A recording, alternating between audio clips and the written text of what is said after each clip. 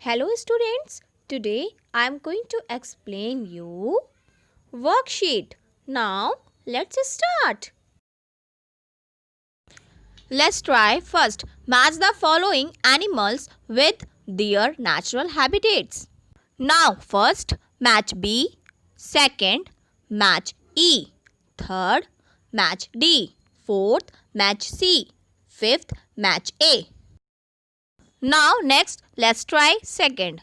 Look at the images of the following animals and write down their names and common features.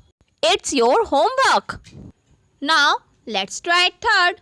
Guess the names of these animals. Now first, I am a very intelligent monkey. Answer is capuchin monkey. I am from Europe. I have antlers on my head. Answer is fallow deer. Now next, I am from North America. I have heads just like you. Now answer is raccoon. I am a beautiful black and white striped animal.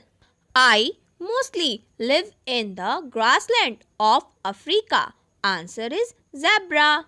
Now next, I am a wild animal from Asia.